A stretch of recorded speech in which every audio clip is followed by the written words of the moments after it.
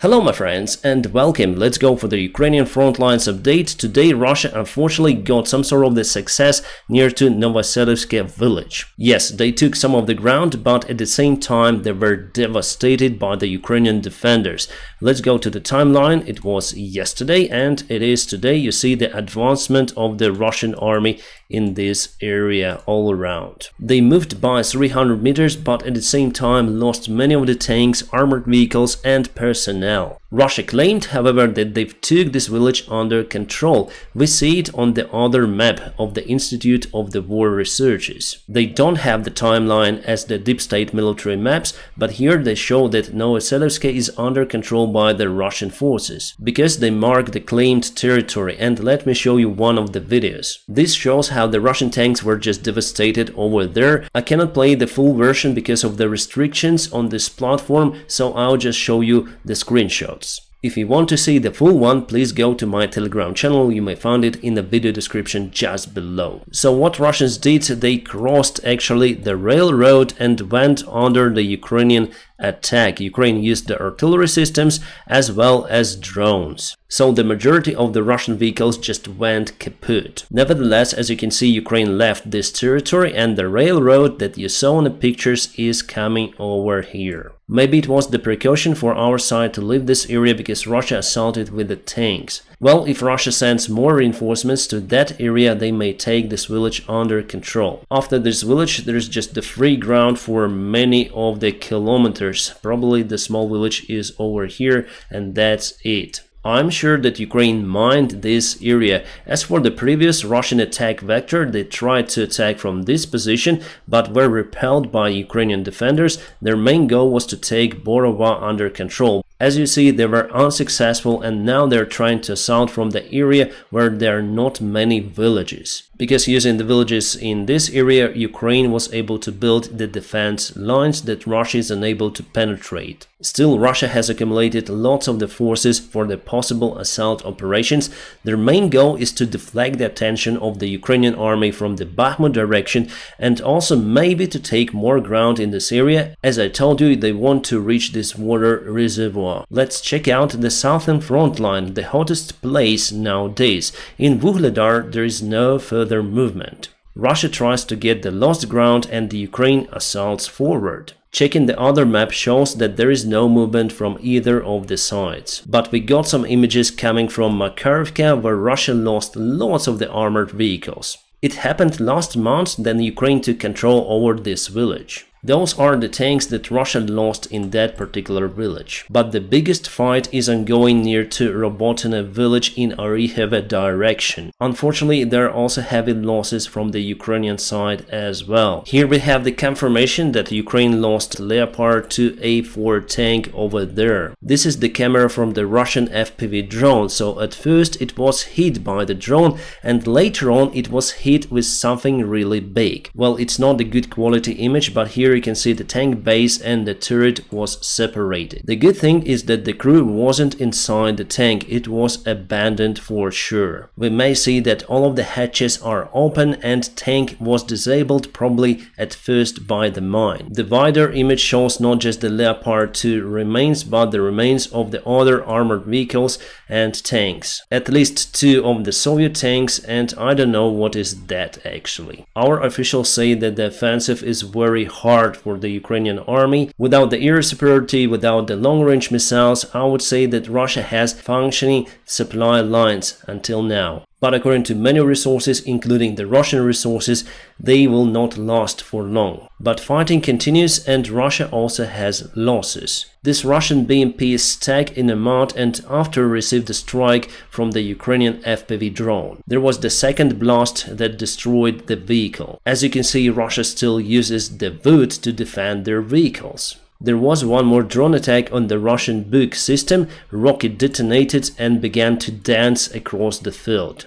Kind of interesting video. I also shared this stuff on my Telegram channel. Ukraine continued to use the cluster munition, and this is the result of it. The shell opened somewhere above and then sent lots of the grenades to the ground, and the grenades create this some sort of the picture. This is very effective ammunition on the open fields, but in the trenches it's not that effective. On the Bakhmut direction there are no any changes. As you can see, the intensity of the Ukrainian counterattack slowed down again. The British Defense Intelligence says that it is happening first of all because of the minefields, and secondary because there are lots of the forest lines in this area, so Russia uses it as the natural trenches. So I don't see any other way out rather than to target the Russian supply lines, their supply hubs, command centers. After that we may assault, but if we move in right now we're gonna lose the most part of our army on the south. And after it, Russia may announce the new mobilization and strike Ukraine, let's say from this area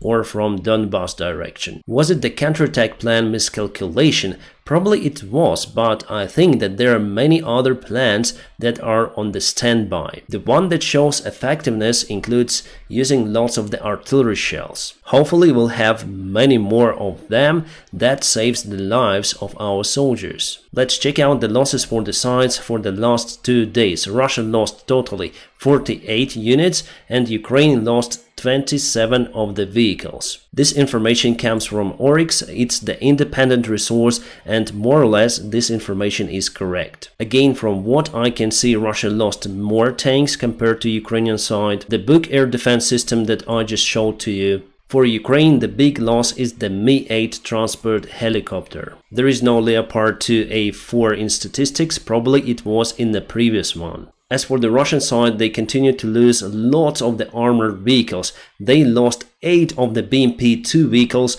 just for the last couple of days. 5 BMP-1, 4 BMD-2, so those numbers are really big. By the way, Ukraine also lost 5 of the BMP-1 vehicles. So you see, even though there is no any huge movement of the front line, the fighting is really hard. So you see, even though there is no huge movement of the front line itself, but still the fighting is very strong. Russia continued to lose even the engineering equipment, so this is the first documented video evidence of the Brem-L loss by the Russian side. Most of the losses, as I say to you, are happening in Zaporizhia direction. Sad story about the cruise missiles that Russia launches to target the Ukrainian infrastructure. In 1999, Ukraine sent those cruise missiles to the Russian Federation, plus the strategic airplanes like Tupolev 160 and Tu-22M3. And now Russia uses those missiles that were in Ukraine to target Ukrainian territory, our civilians and our military. So why did Ukraine send that equipment to the Russian Federation?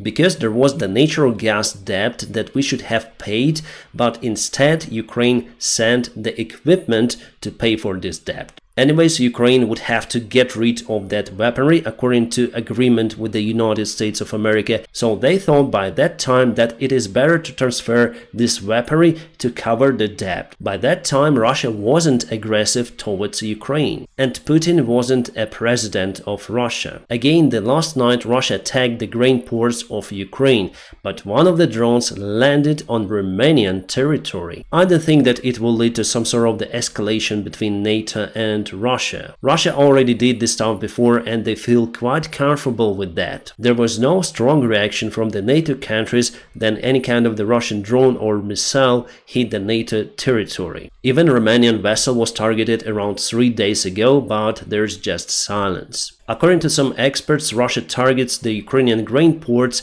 to rise up the price for the food. Because Russia also sells lots of the food, they cut supplies from Ukraine, plus they also make the future grain deal impossible without the port infrastructure. From what I see, the Ukrainian air defense wasn't really ready to defend the Odessa and Izmail ports. That's why Russia was capable to destroy thousands of tons of grains. This grain mostly goes to China, but there are some interesting news coming from China.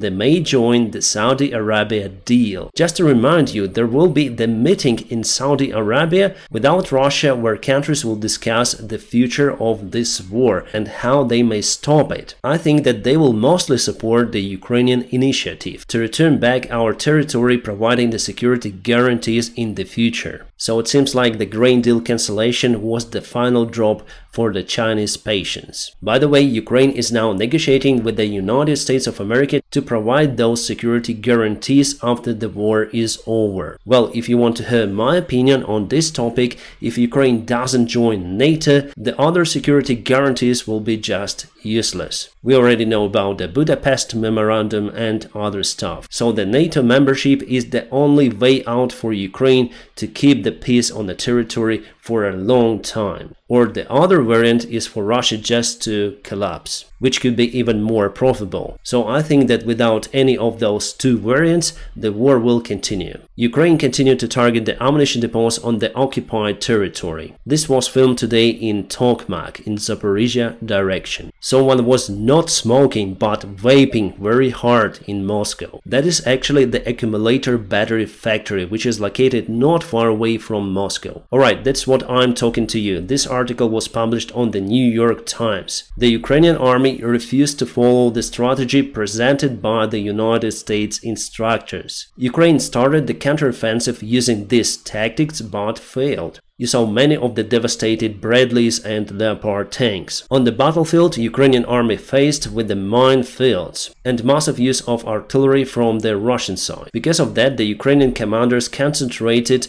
on using more artillery shells and MLRS rockets cutting the Russian supplies. Also, much smaller forces of infantry and armored vehicles and tanks are in use to break through the Russian defense. As I say to you, without the proper airplanes, without the long-range missiles, the big quantity of the long-range missiles, we are just unable to use the NATO tactics, which was used actually a couple of times, for example in Iraq war, but in that case, allies had the tremendous advantage over the Iraqi forces. Here we don't have the advantage and we may just ruin our army performing the big-scale attacks. That's why the counterattack in general is very slow, because we have to use the small portions of our army to go there. Here we have to be more flexible in this case. This video was probably made for our fun. Those are the Belarus special forces that probably went through the Wagner training. So let's see what they trained. So this guy is so strong that he may pull 3 of the vehicles with some sort of the military woman modification on the top. She holds Belarus flag and something else, I don't really know, probably the emblem of the special forces of Belarus. Kind of cringy video, but the next one is total head rip off. Alright, ready? Let's look at this wonderful performance of the Belarus special forces. It's interesting how they perform the loops. At the same time, they're performing some sort of the, I don't know how to call it. I think they put this smoke in the wrong place, if you know what I mean. It's definitely something strange with the Belarus army, because that performance is coming mostly from their side. My friends, I'm gonna keep you updated on situation in Ukraine. Don't forget to press the like to this video, and also if you want to support my job, there will be some of the links in the video description just below for you if you want to do it. Special thanks for my patrons and also the sponsors of my channel. I wish you all a peaceful sky wherever you are, and have a great time.